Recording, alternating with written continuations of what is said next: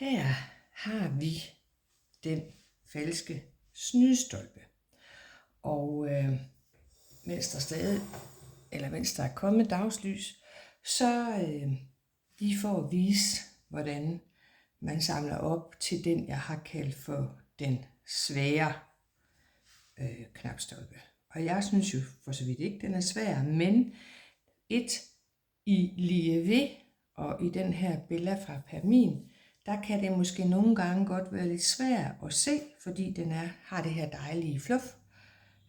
Og så kan der også ske det, at måden jeg samler op på og strikker den på, måske også kan være ny for mange. Og som I kan se, så kører jeg jo illusionen fuldt ud. Jeg vælger, at den har samme farve herude, hvor den er samlet op, sådan for rigtig at illudere illusionen om, eller belyse illusionen om, at det ikke er en falsk knapstolpe, men en knapstolpe, som er rigtig. Sådan at den er strikket samtidig med, at jeg har strikket den. Så derfor har den samme farver. Men det er det ikke. Den er strikket på efterfølgende. Og som jeg også skriver i opskriften, man kan jo vælge, at den ikke skal samles op på den her måde. For at få, at opsamlingskanten bliver samme farve, som det man strikker med, så er man nemlig tvunget til at skulle samle op i længerne. I opskrifterne har jeg jo vist, fortæller jeg jo, at man med fordel kan vende om, mens man lige tager hver anden maske her. Man tager hver anden maske, fordi så har man retrillen, som jo er en retrille på vrangsiden, og se efter, sådan at det ikke bliver slingerkurs dernedad. Og så så vipper man op og ned og får sin pind til at hænge på hver anden maske. Det vil så også sige, at når vi kommer herom, så er der jo kun hver anden maske. Og det betyder, og det er måske lidt svært at se det sort, så jeg venter lige til jeg kommer herop. Det betyder, at jeg lige hver anden gang skal ned og hente den, som er herom, den der ikke er samlet op og er herom på forsiden. Den skal jeg lige ned og hente. Og det er sådan, at der er, som jeg skriver i opskriften, det er enormt vigtigt, at man kigger på sin knapstolpe hele tiden. Og det er fordi, at ens strikkehøjde kan være lidt anderledes.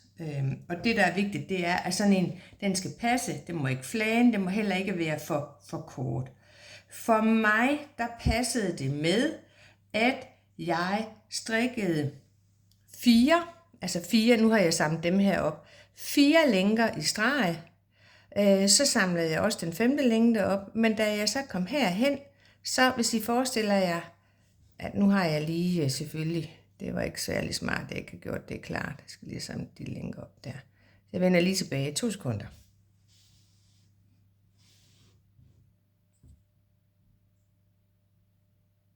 Ja, så har jeg lige strikket lidt frem og tilbage, og vi kan se, der lige er en sort lænke tilbage på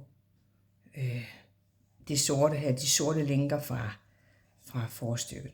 Så jeg skal lige have en pind, eller 2 pinde er det jo, i den sorte, og så skal jeg skifte. Så jeg strikker lige hen, det er et dobbeltstrik. Det er en dobbeltstrik knapstolpe. Det vælger jeg at gøre i den her, fordi jeg skal have sådan nogle meget tunge knapper på. Så der er dobbeltstrik knapstolpe her, og jeg er kommet hen til den sidste. Den skal så strikkes sammen med lænken, der er inde på kroppen. Og det skriver jeg også i opskriften, at man strikker den sidste lænke i den farve, som afslutter og strikker hen, og så skifter jeg herover til den hvide melerede. Så jeg strikker lige tilbage.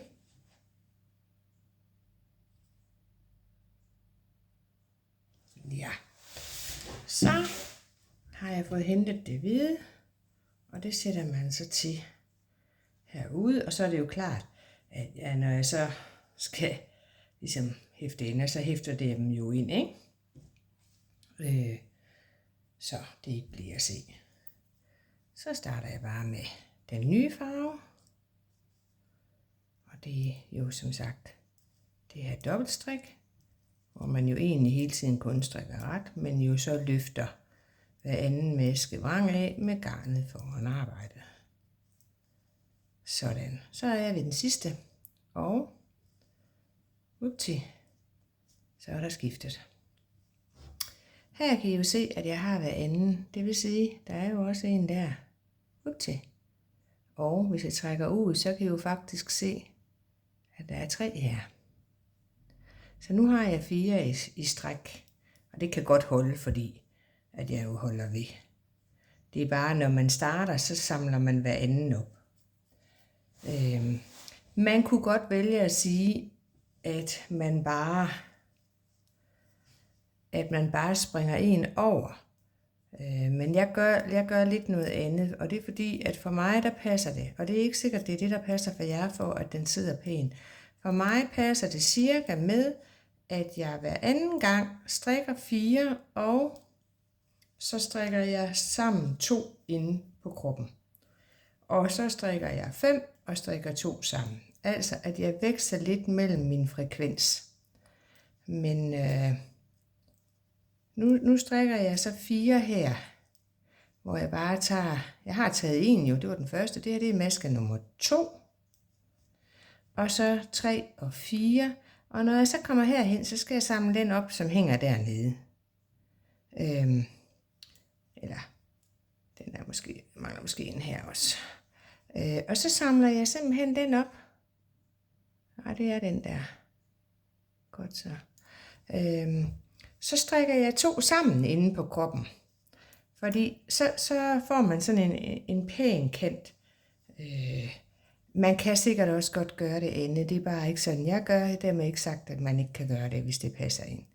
Men jeg gør det jo for at få altså at alle masker for så vidt jo er strikket sammen med knapstolpen. Så der ikke ligesom kommer et sted, hvor man ligesom kan se, at der er samlet op på en anden måde. Så jeg prøver lige at vise det nu. Det var ellers ikke meningen, at det var det, jeg skulle nu, men mere for, at den her video ikke skal blive for lang. Nu siger vi så, at jeg har, og så tager jeg lige den af, og den af, og nej, vent, det er der meget, der tæller forkert her. Det er da nylig en introduktionsvideo. 2, 4, 6, 7. Ja, der har jeg tabt en maske et eller andet sted. Det var da herligt. Nå, men det fikser jeg da lige. Så kan I da se. Det sker også for mig, og det er enormt svært at se. Men jeg har tabt en vrangmaske hernede et eller andet sted. Jeg pauser lige. Så bliver den reddet.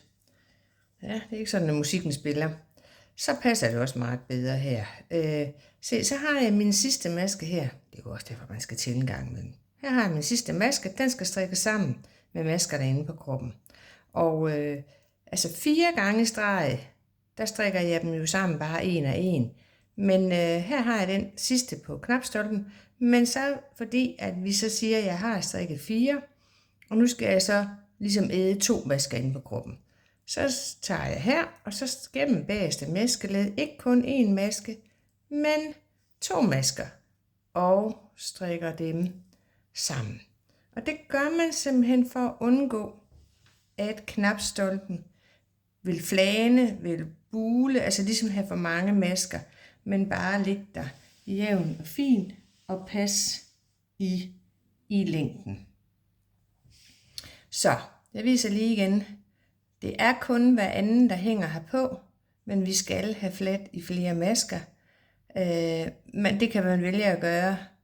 Altså jeg plejer lige at gøre det, inden at jeg vender og strikker ligesom bagsiden.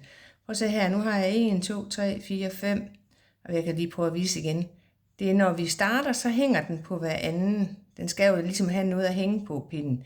Så jeg tror faktisk, jeg lige bliver nødt til at få den til at hænge der. Og så har jeg så alle maskernes tværlænke i det der på retsiden af min vranglinje hele vejen ned. Og nu skal jeg så strikke 1, 2, 3, 4, og så skal jeg strikke den, og så den, der hænger nede sammen. Og der kommer så også noget, når vi kommer herop, for at den her kant ikke sådan ligesom skal gå op og være længere heroppe i halsen, så skal vi stoppe lidt før. Men det vender jeg lige tilbage med. Jeg håber, I sådan ligesom forstår konceptet med, at man samler længere op, og det er dem, man samler på, fordi så får man illusionen af, at den er strikket samtidig med. Man kan også, som jeg skriver i opskriften, jo bare samle op. Man kan vælge at sige, jamen jeg vil have hele knapstolpen, den ene af mine 4 farver. Så samler man bare op, laver sin dobbelte knapstolpe. Man kan også bare samle op og strikke rib ud. Den er så sværere, hvis man vil have den til at have de farver, som er i striberne på kroppen, fordi så skal vi i gang med noget intarsia. Og det kan den erfarne strikker sagtens lave, for at de så passer sådan nogenlunde med de farvestriber i ribkanten, der så jo vil gå den vej ud, ikke? Det vil give lidt bøv med lidt intarsia, men altså, det kan godt lade sig gøre. Yes. Så jeg vender lige tilbage, når jeg ikke mangler så meget heroppe, for sådan at se, hvordan jeg lige æder nogle masker, for at den får samme højde, som det heroppe, det er halskanten. Så vender jeg lige tilbage. Og mens jeg husker det, jeg samler jo op hernede. Jeg har kørt min pind igennem hver anden lænke hele vejen ned, den hænger her. Og så samler jeg simpelthen op i de retmasker, der er i ribben. De retmasker, der er i ribben. Jeg samler op i det yderste ben i retmasken. I det ben, der møder først for retmasken. Jeg samler op, slår om pinden, samler op, slår om pinden, samler op, slår op pinden. Sådan at jeg med omslaget har 9 masker. Og så vender jeg, strikker ret, og så laver jeg altså lige sådan en opsætningspind, hvor jeg strikker ret og vrang hele vejen hen. Og så går jeg ellers i gang med mit dobbeltstrik, fordi så er jeg ligesom startet hernede. Og der er det også vigtigt, når man starter hernede, at der er man heller ikke nede og samle den aller yderste lænke op. Der stopper man altså lige 2 lænker før, for at det ikke skal bule hernede og komme til at fylde for meget hernede i bunden. Og igen, jeg kan kun opfordre til, at man kigger på sit strik, analyserer sit strik, og det I så kan gøre, hvis der er sådan, I opdager, at den buler her, der er simpelthen for meget stop her, så vil det bedste være jo selvfølgelig, det vil være, at man travler op derned til, og så æder man flere masker, eller flere af de der tværlænker inde på kroppen, og finder måske et andet interval. Men igen, altså jeg kan bare sige, altså strik 4, altså hvor det er hver lænke, man strikker, strik 5. og 6. lænke herinde sammen. Strik 5 og strik 6. og 7. lænke sammen. Og jeg kan ikke sige, om jeg har gjort det helt præcis. Det er bare sådan, jeg plejer at gøre. Jeg ved, i nogle opskrifter, der står der, at man skal strikke hver eneste lænke. Og det har jeg forsøgt at gøre i de opskrifter, jeg har prøvet. Og så oplever jeg, at den flaner. Og det må jo være noget med den måde, jeg strikker på, at min strikkehøjde er anderledes end designerens er. Så hermed en opfordring til, at man kigger på sit strik og spørger sig selv, er den her pæn og jævn? Den er ikke for stram, den er ikke for løs. Godt, så fortsætter jeg med den opsamlingsfrekvens, jeg har valgt.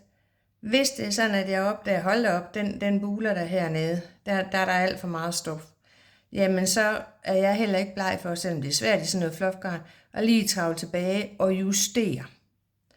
Og det er faktisk sådan lidt sjovt med det her fluff blowgarn, og også min Live, som jeg har strikket selve modellen i, at der var forskel på indfarvningerne. Den ene farve fyldte mere, end nogle af de andre farver gjorde. Ja, det er bare sådan, jamen så tog jeg jo hensyn til det. Så åd jeg flere masker herinde i den farve, for at den ikke skulle blive for flanet. Godt. Vi ses lige om lidt, når jeg når op til kanten.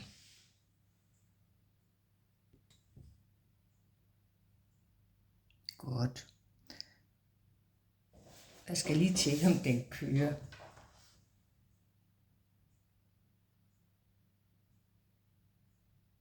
sgu, at den gør. Godt.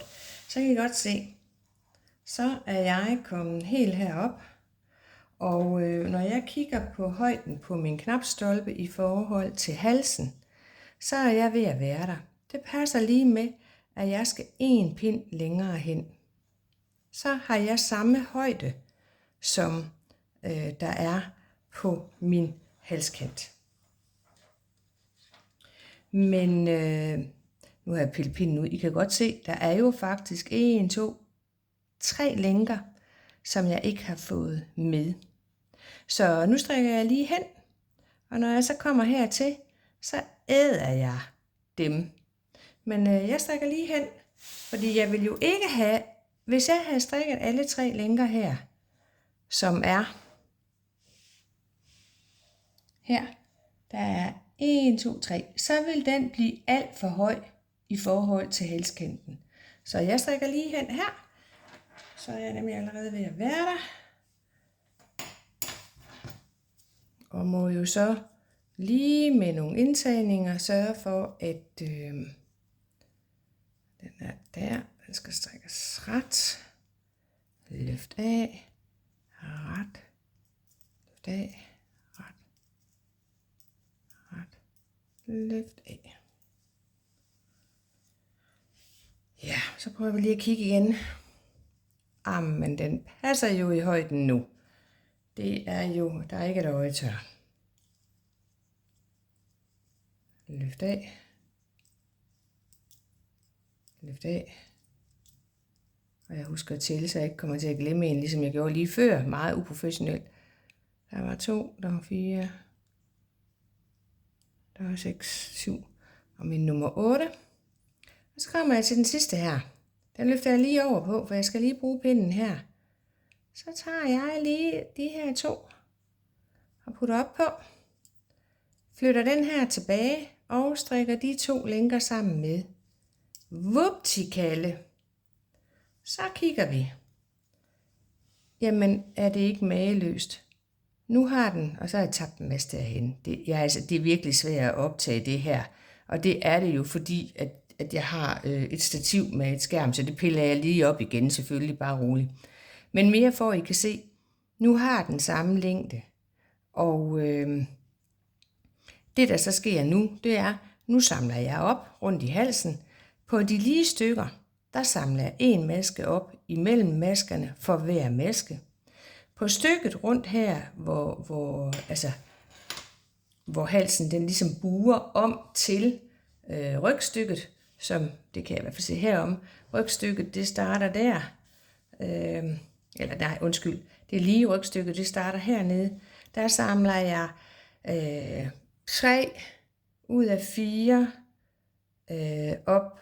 Måske, det kan være afhængig af, jeg tjekker lige, hvordan det ser ud. Det kan også godt være, at jeg samler 3 ud af 4, 2 ud af 3. Altså, at jeg samler 3 masker op for hver 4 pind, og så 2 masker op for hver 3 pind, indtil jeg kommer herom igen. Og så er det en for hver maske mellem maskerne over til det andet stykke. Og når jeg så kommer herned igen og har samlet op, så så strikker jeg ind i og strikker igennem begge lag. Men det er rigtig vigtigt det her. Jeg gør det, at jeg strikker kun retmaskerne. Hvis I kan forestille jer det. Og så skal jeg faktisk, og det kan godt være lidt besværligt, jeg skal have vrangmasken med, for den skal ligesom strikkes ind i. Og det er jo fordi, det er et dobbelt lag. Jeg prøver lige at vende tilbage og vise det, for jeg tror, at det er lidt sværere at forklare, end måske at se, hvad det er, jeg gør. 2 sekunder. Ja. Nu har jeg så samlet op, og jeg vil lige ind og kigge på det, jeg har skrevet i opskriften. Jeg har skrevet 3 ud af 4.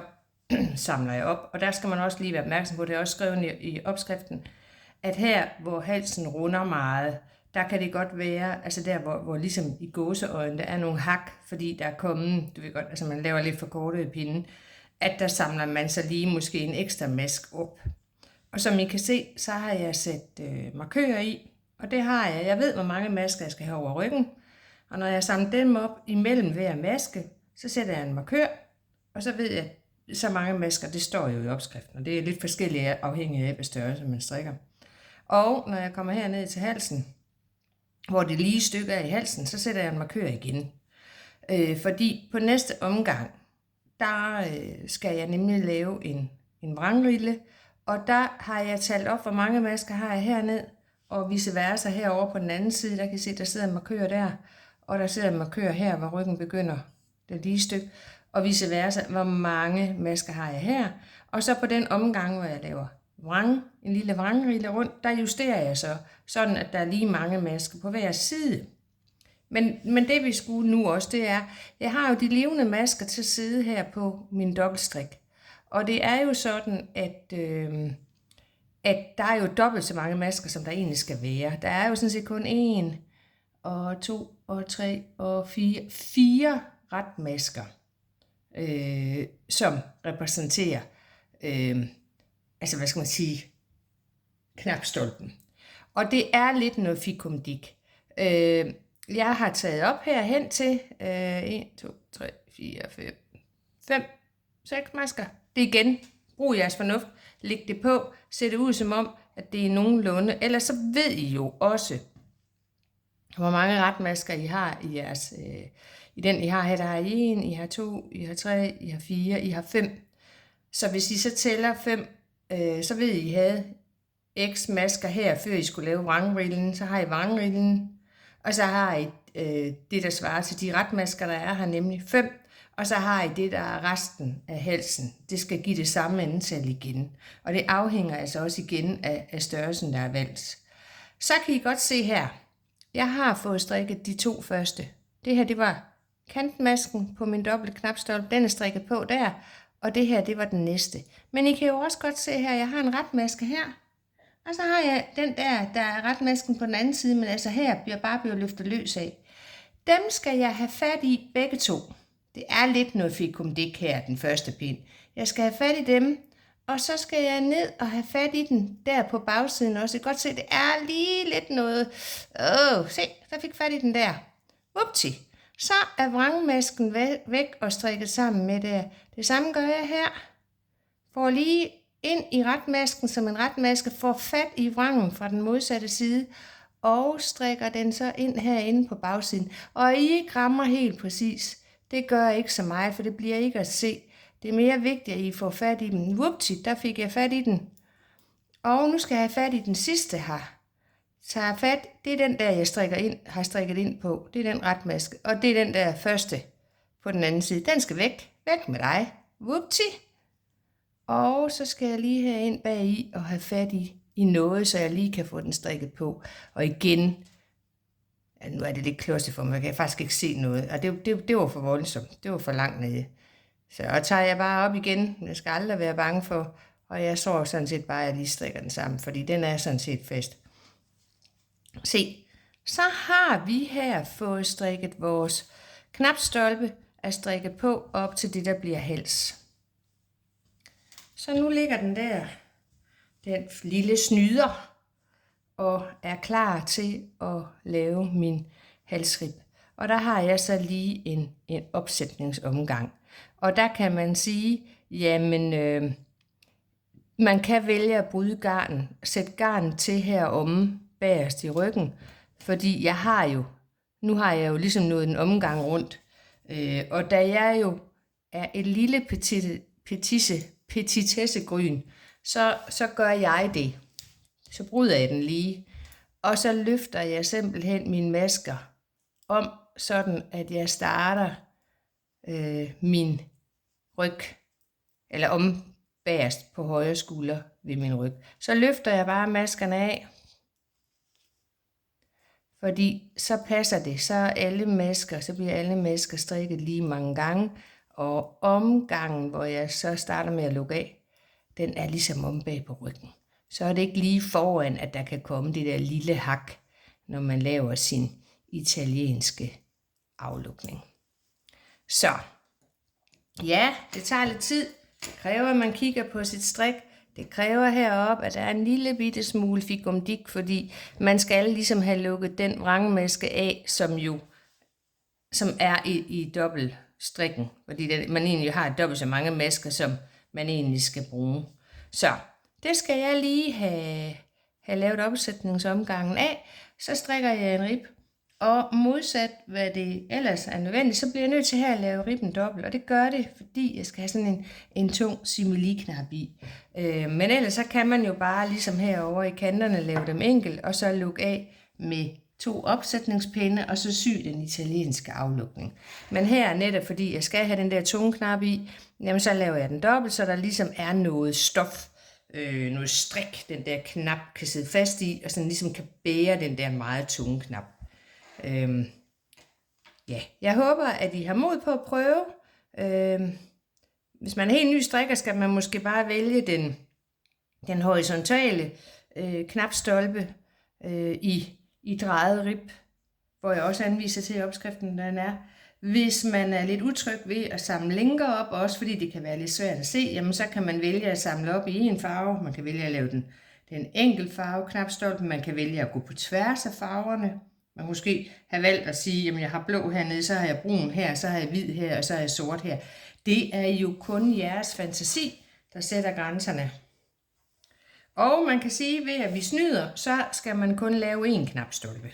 Så vi behøver ikke at tælle maskerne op her, så vi ville have skulle gøre, hvis vi skulle have lavet 2, og dermed skulle være sikre på, at de havde samme maskeantal.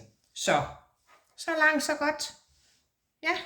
Og jeg håber, at den her lille amatør-instruktionsvideo alligevel kan se, selvom jeg har haft et skærm foran mig, og jeg har tabt masker, og jeg har gjort dit og dat. Men sådan er et strikkers liv jo også. Ja, hej.